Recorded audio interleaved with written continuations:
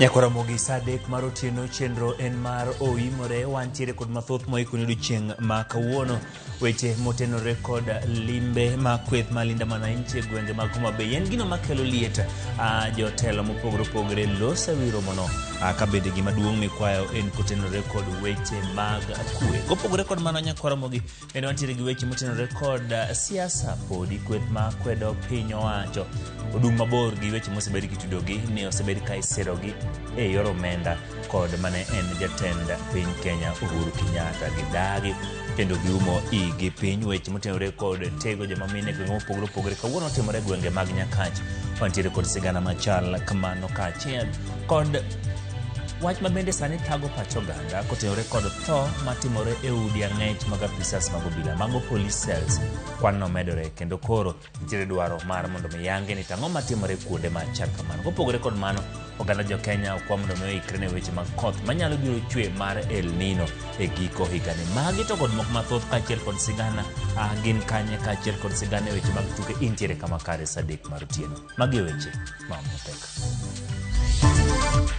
That we will deal with all those people who are mobilizing goons and violent people to come and disrupt meetings. The National Police Service is well instructed to make sure that meetings continue being peaceful. Ten migao mara rita kwe ma iye Kipchumba Murkomen nosingo arita na jokanyo mag linda mwananchi. Sama Gachagua to ramoni en gima ling ni idhi muoch tulo e romono ma Homa Bay. These ones we pounded them today from at a point called Nyangoso. We assume or presume they are coming from the Kisumu Homa Bay route. Ya Homa Bay yudi ne jomoko adek mana yudi gig lweny e gachgi. Wewe shida yako ni wewe umejiletea mwenyewe. Wachana na Rais Uhuru Kenyatta. Rais Uhuru Kenyatta hashindani na wewe. Rais Uhuru Kenyatta hatakuwa kwa debe. With maketo pinyo wacho tesre. So jatend piny Kenya William Ruto kanyise weksayo nying Uhuru Kenyatta e siasa mar yiero mar higa manyien. Ruto mwenyewe! Lead! Ras, chama ni ODM form ni? Kanyo mag ODM. Jomako motegno sirne piny owacho ma William Ruto kod riwruok mar ODM gi UDA.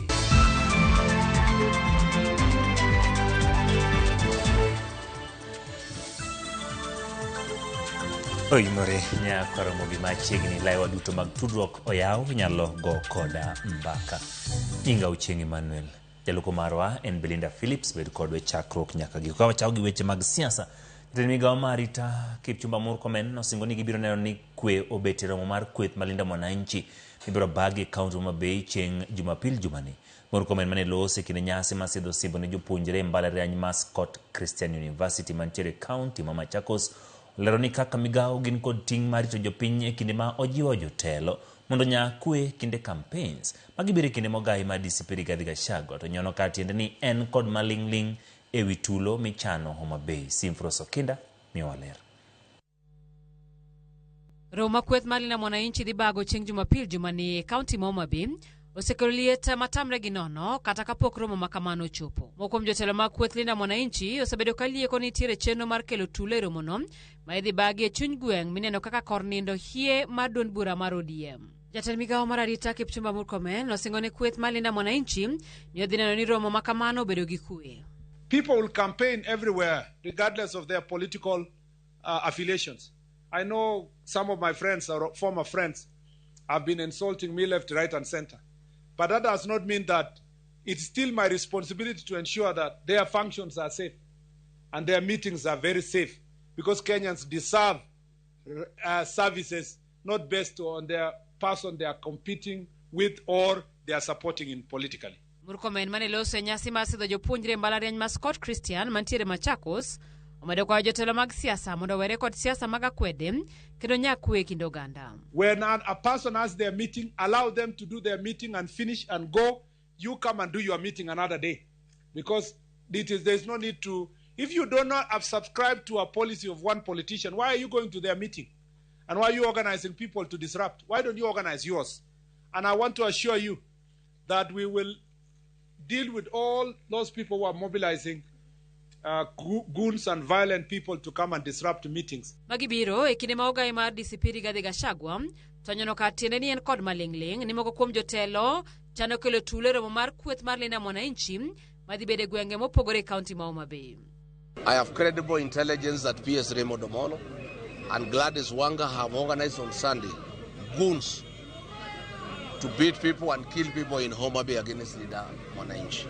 I want to ask President William Ruto, can you instruct PS Raymond Omolo to stop organizing goons to attack Linda Mwananchi in Homa Bay?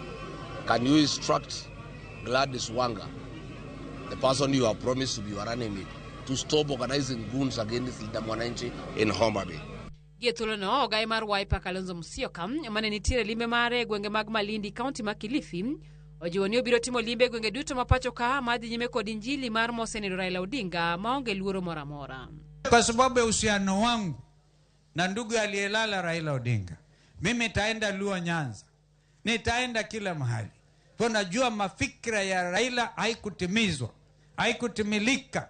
Hii mazungumzo Ruto anasema Vision 2060 ni upuzi mtupu. Ni upuzi, si upuzi. Yana natafuta njia angalau anaweza kuonewa kwa Kenya wamuonee huruma kiasi ndio afanye apatiwe round nyingine. Tunamwambia ngo ni one term na ni one term. With Linda Mwananchi motelne kwa Edwin Sifuna ikinjotelo mamoko. Chanole mogwenge alwora masindo kod boma Homa Bay chieng' Jumapil Jumani. Simfrozo Kinda, Ramogi TV. County Commissioner Homa Bay Ronald Miwawi kwa josiasa machano bedo gi rombe gi county no wetingo rowere mamiyo gi arita ni mane manyalo kelo tulo e gwengego. Miwawi osingo chiwo arita moromo kinde romo mar Linda Mwananchi mibiro bage boma Homa Bay Jumapil. Okwayo jokanyo mondo miyo nyakwe. Magi timore stima obila Homa Bay ondhiyo gari kod ji adek e iye kane gin kod gige lweny.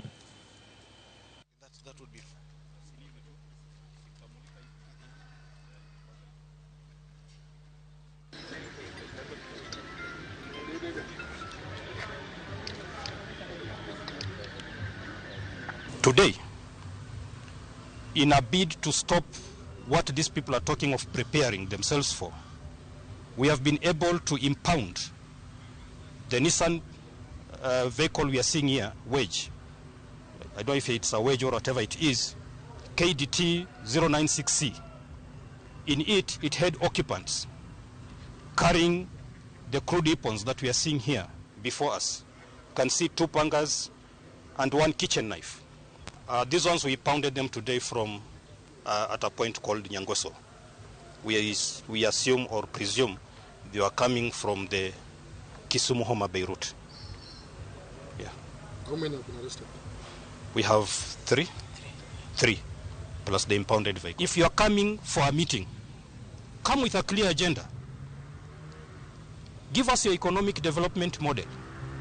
Give us your education policy, but you don't need to prepare young men for a war because we are not in any war. Ogai ma DCP Rigathi Gachagua kod jatend Wiper Kalonzo Musyoka wuok tung' mosuo kod jatend piny Kenya William Ruto e weche mane owacho ni jatend piny machon Uhuru Kenyatta ema siro kweth mobalo gi piny owacho kod omenda mag timo campaigns. Gachagua onyiso Ruto mondo ochomre tir kodgi kar rwako Uhuru kama oonge. Kaka jakom marwa mar siasa Chris Owino leronwa, Gachagua wacho ni Ruto onge kod ratiro mar loso kuom Uhuru nikech oketho chenro mag dongruok maber ma Uhuru noweyo.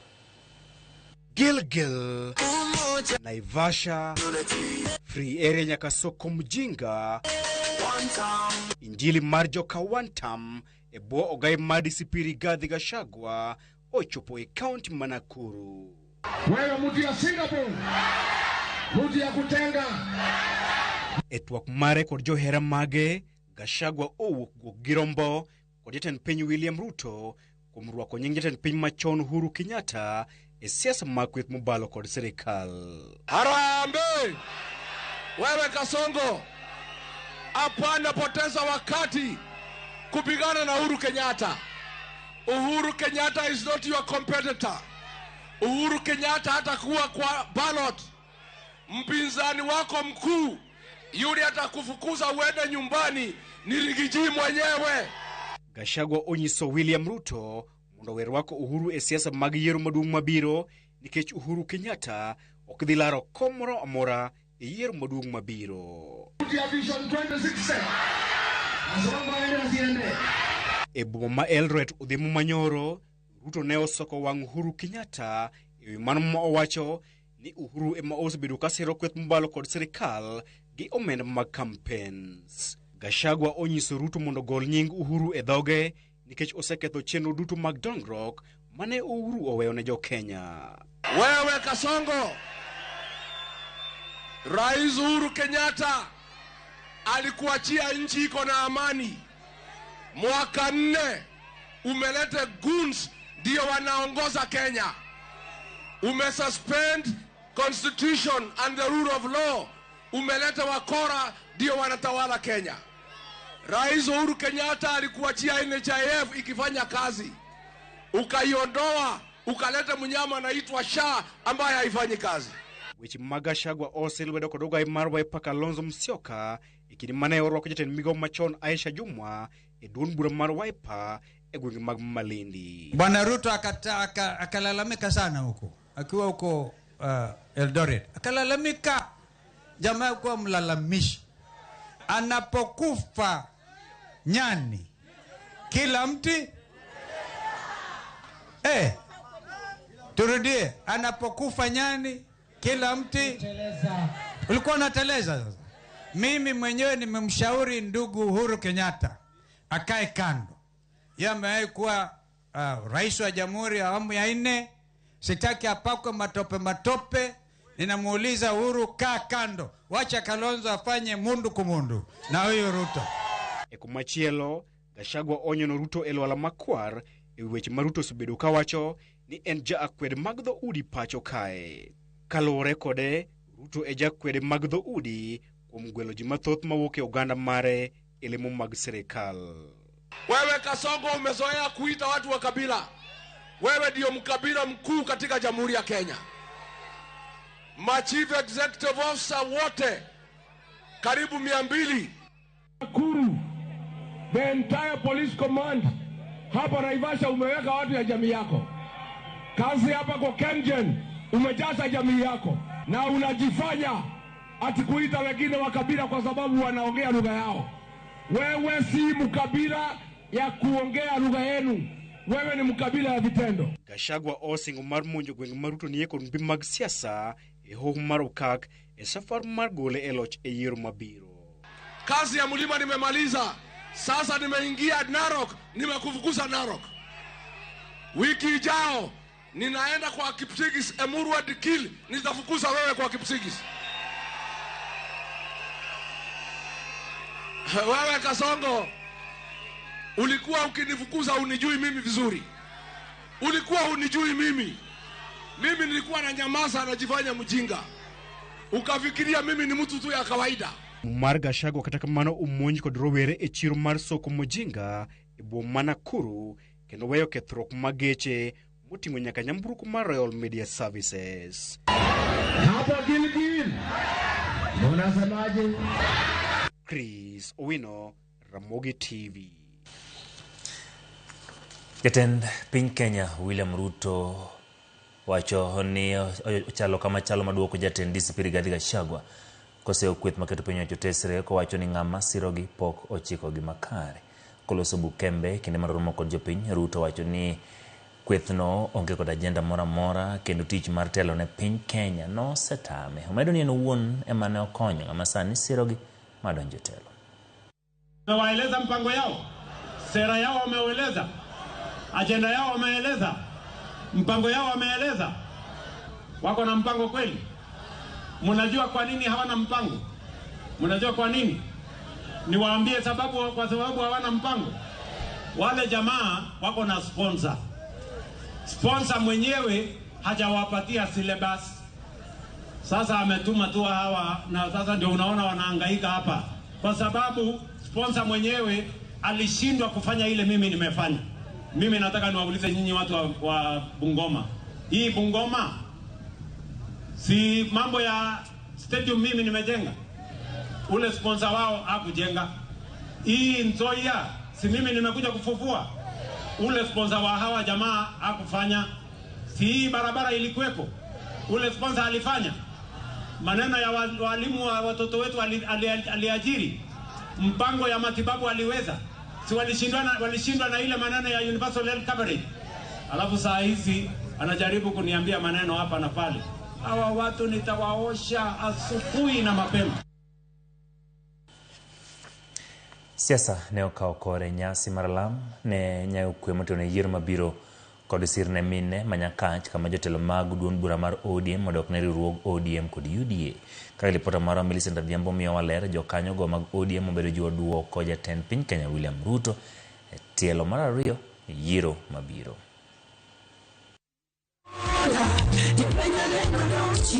Alap skul sekondar ma Andingo Panga e Nyakach County ma Kisumu. Nyasi mani ochakore kaka lam mar nyayo kwe paw siasa pachoka kod sirne mine ma Nyakach kadiemo wang' ne oduogo lokore kar goyo siasa matimata. Ruto! Now. Gavana ma Homa Bay kendo jakom ODM Gladys Wanga okone Gachagua owek siko wuotho gi nyinge katude gi weche tiyo gi jonjore mag siasa ka utielo ni onge odiochieng' ma ODM biro dwaro riwore kod Gachagua weche mani osir gi Faruk Kibet kod Junet Mohamed. Gachagua, mimi nataka utoe jina yangu kwa mdomo yako, na pia utoe jina ya baba Raila Amolo Odinga kwa mdomo yako. Wakabila waende, Rigathi aende, sponsor aende, waende. Mimi nataka muambia hawa Korango ama ni ODM form ni ebu wakora waangalie kwamba tuko Nyakach leo. Nyakach hawa watu ambaye wanagawa ODM, hawa watu ambaye hawataki ODM wakae kwa serikali, sponsor yao ni mtu anaitwa Uhuru Kenyatta. Si nilisema namna hiyo? Senator Makericho Aaron Cheruyot korka kore to ne opako broad-based kaka gari ma osedhiro achiel mar oganda jo Kenya kod pok marom e yor dongruok weche manosir kod jod bura Rosa Buyu kod Walter Owino. And we are telling you from the broad-based headquarters of Kisumu County that ODM and the Kenya Kwanza team shall form a formidable team that going into the 2027 general election, watu wataona kivumbi ndani ya tauni. Awachokamani President William Samoei Ruto, we will give you a second term because President William Samoei Ruto, you've given us opportunities that in this region we have never seen. You've cared for us. You've given us roads. You are giving us markets. And for that we will stand with you. Oradwa kwayo uni wangni.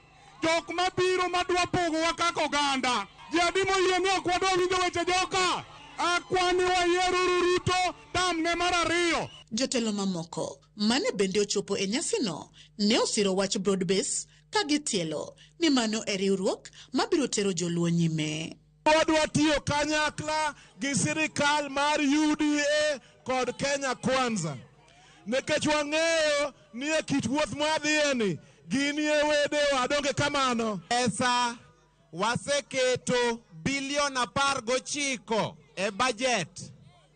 Okete budget ni kidonje osiptal tithiedhi tiwuok. Adwa nago erokamano ne president nochiko wanomiwa bas mar Nyakach Girls to kendo nyosetieko na wach mar bas mar Nyakach Girls mwadhi medo. Rumbo nyasino oweyo ka skund sekondar ma Andingo Panga yudo sir mar omenda maromo siling milion 5 mar gero skundno kowuok kuom jatend piny William Ruto e kinde mabende geno nitie ni sir momi grube 100 mag mine ma Nyakach dhi bero ngimagi e yo mar arieya.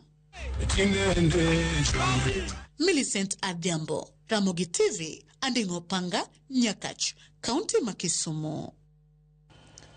Jotelo ma pachoka omedo dok ne lek ma chwalo dongruok ma piny Kenya tok lek mar higa ma 2030 mano Vision 2030 kama jatend piny Kenya William Ruto ojiwo joma tindo mondo bed e ong'ala manyime eneo ni lek mar higa ma 2060 ochopo e wang'e. Otieno Joab Mioler.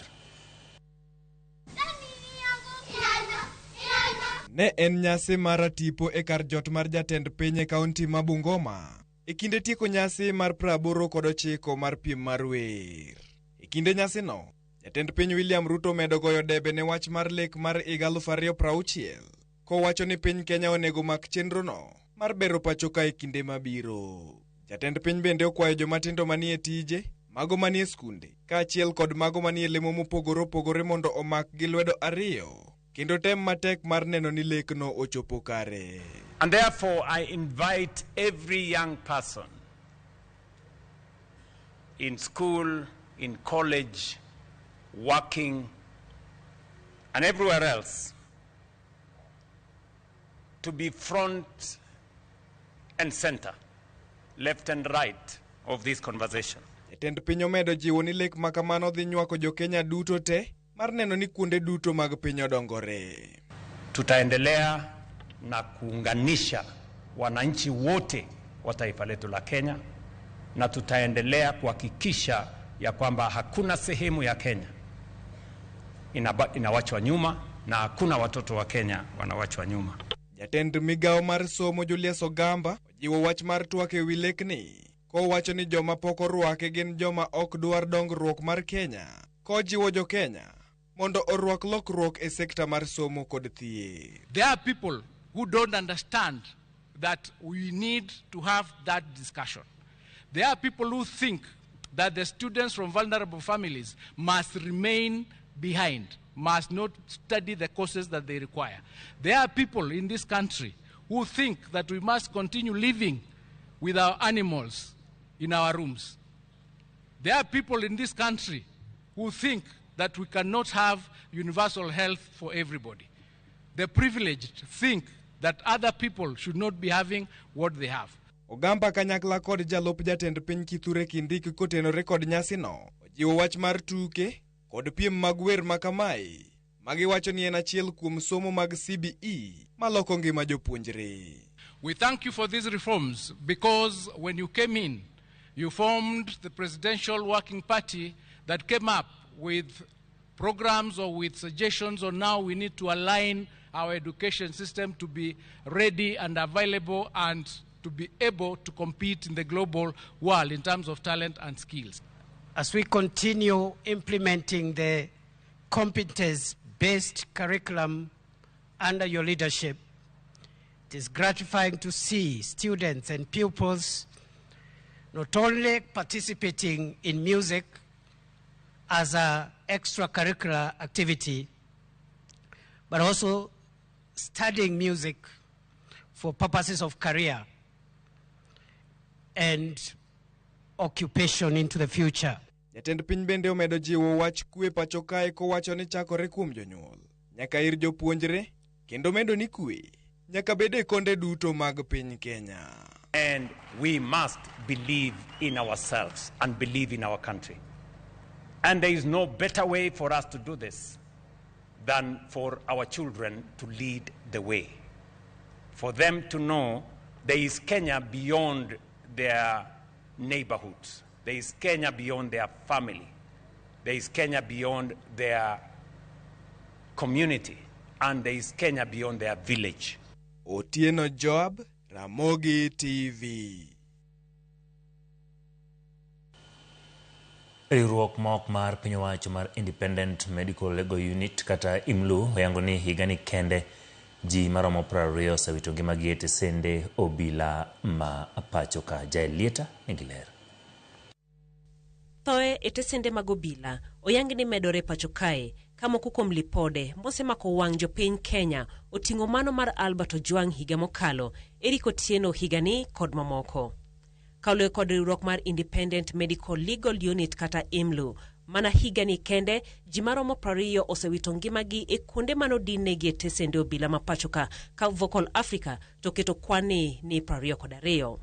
Kamano bende giywago kwana joma kawo ngimagi e tesende obila magiwacho ni nyaka koro non matut. Kuom kwani IMLU wacho ni 19 kuomgi ne gin joma dongo moting'o chuo 18 kod miyo 1. Jogi bende oyangi ni higi ni e kind 25 gi 64 kaachiel kod nyathi ma kidoro mawuoyi mane nigi min mare mane otwe. IMLU wacho ni kuom kwanni gikonyo timo nonro mar bero ne ringre 18 kama duoko oyudo ni 8 kuomgi owito ngimagi kaluwore ni nodegi kata noding'utegi magitho. 5 ne nigi adhonde maricho e dendgi kendo nogogi kod gima dik. hinyruok e wiyegi, tuo mar sukari, wach mar alsa kod adhonde e dendgi. Magi okelo tho margi kaluwore ni nok giyudo thuolo momondo mar yudo thieth kod chal marach mar kuonde motwegie. E wi mae, IMLU omedo kwayo jopiny mondo chwalnegi lipode e wi thoe kata hinyruok e kuonde twech, ka bende gidwaro gai mar obila Douglas Kanja okete tim okenge mane olando mathiro thoe makamagi e tesende obila. Magi oting'o siro IPOA mondo otim nonro mapiyo piyo ne thoe makamagi, bad migao mochung' kar kende matimo bero ne ringre makamagi kamogik en kao kang' ne obila mitudo gi thoe kanyakla kod jotendgi ma ok oketo kenge mageng'o lwenje makamagi.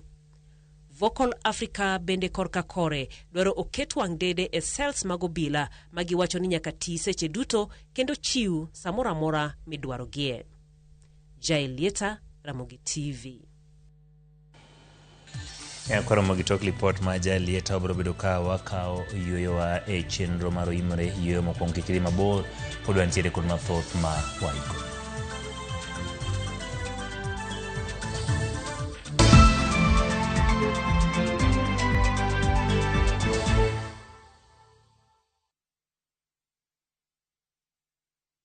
One day, while teaching an oral healthcare class, I saw a little boy who kept covering his mouth. It turns out he had lost some of his teeth and felt embarrassed. But as a hygienist, a child's smile means everything to me.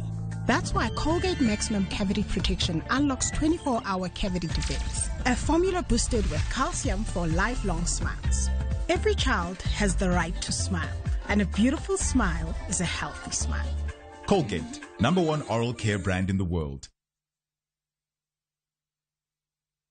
There's a version of you that's already in Qatar, watching the Doha skyline catch fire at sunset, standing beneath the Qatar towers that curve overhead like waves frozen in glass, kicking up dust on a desert safari, laughing at the 4x4 crests at Golden Dew, wandering the quiet halls of Museum of Islamic Art, history whispering from every wall. And right now on a boat to Banana Island, white sand, clear water, a zipline waiting at the far end of the beach. This version of you is one booking away. Hotel, tour, and your visa all included, starting from $2,080 per person, sharing for 5 nights with View Travel. Call or WhatsApp +254 073 254 254 to book. View Travel. Dream, explore, discover.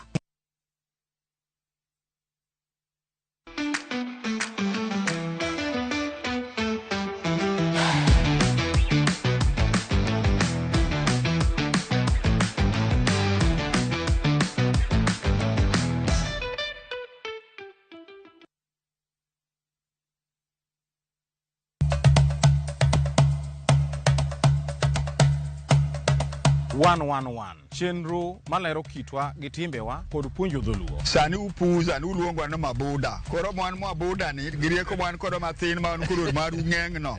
Ema sokelo nuseda. Wasewuotho mar kelo ni juok ogandawa kod ber magisekelo e ngima onagi. Dayo ne puonjo nyathi manyako kosechope ode. Puonje kaka onego oriti family mare. Rikoda an James Rabala Kwase Rajabu owarga chien. 111 Jumapil, saa 12:30 odhiambo.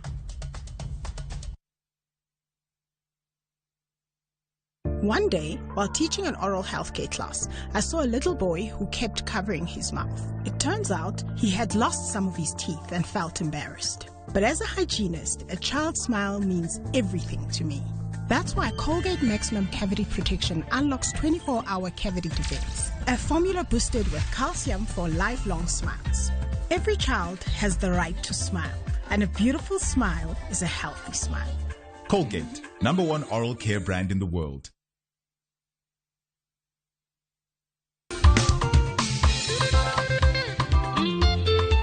Juma ka juma, wayudo jip.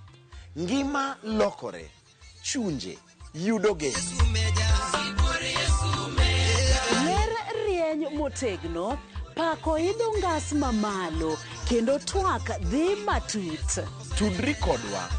An Roda Nyarko Kitmo, Ken the DJ, kod an Ben Otiende. Kawatayi e yor yie, lamo, pako kod lokruok mar chuny. Ok inyal dong' kaka ne in. Nyaka ruoth chikni ite mi iyud lokruok e ngimani. Bi kaka in no. Biabiya. Injili kalo. Mungu wetu ni wa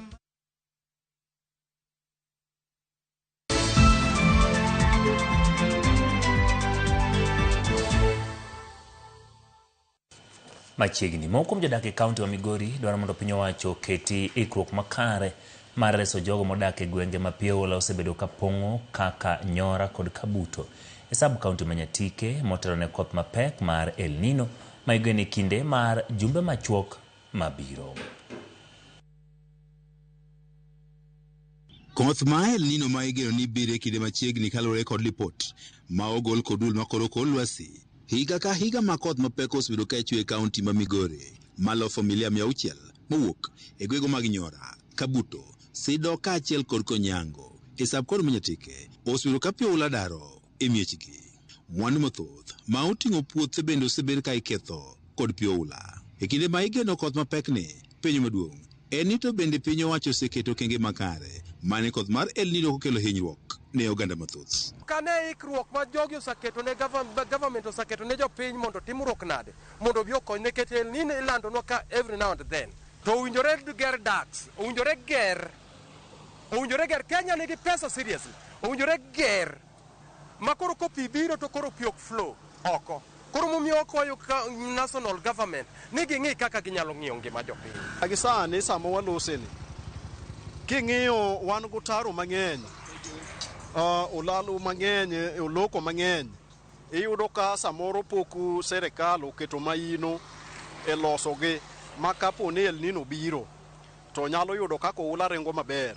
MCA ma ward ma North Kadem e sub kaunti ma Nyatike Olimo Bonyo ward ma bende oganda mathoth osebedo ka oyudo lal mathoth kaluwore kod pi mar oula. Wach ni koro pok ono ikruok malong'o motelo ne koth mapekni kendo nitie kod luoro ni dek pi oula koro hinyo oganda mathoth. Adwa kwage ni mondo ka giyie to gibed gi ikruok mar wuok e mieregi kendo gidhi kuonde moting'ore.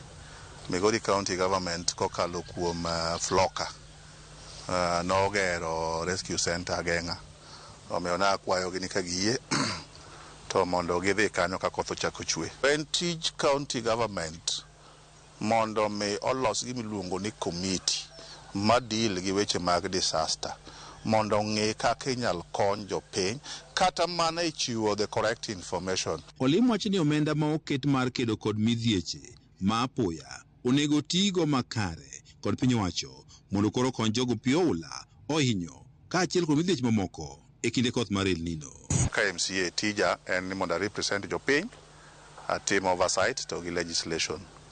Omiyo ne wakalo budget kokadho kuom bedo gi ng'eyo ni gweng'ano osebedo ka pi hinyo kabisa.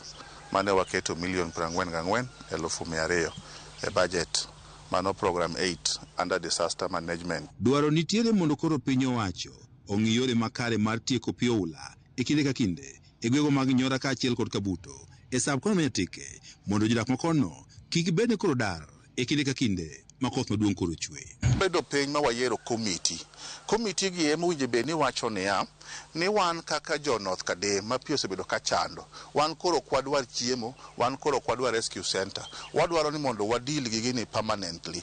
Koro wanyalo gero dikes ma koro kata pi koro pong' machal nade to wabedo directed to the lake. To iyudo kama ok timre ma gibedo abeda piny e hotel moro to ging'ado ni jo North Kadem gin wamiyogi mana chiemo. George Juma, Ramogi TV, Migori.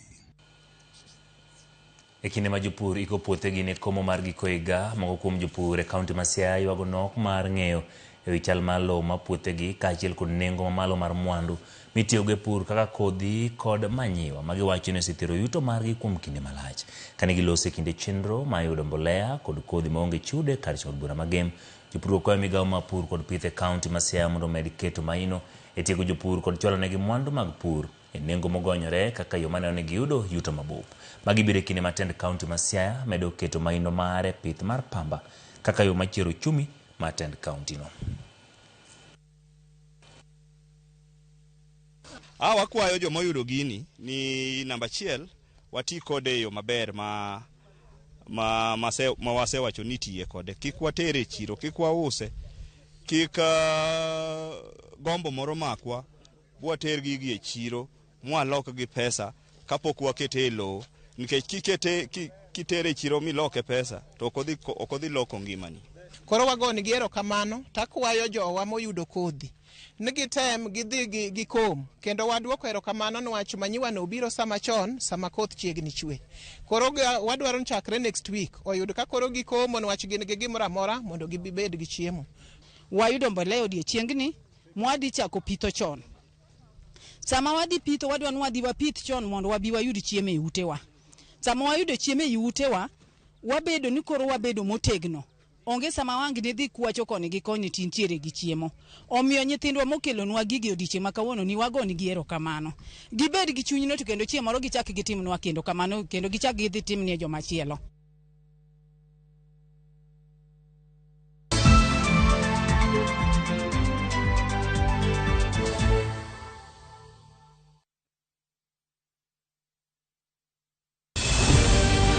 Heaven's Fire Prayer Summit 2026 is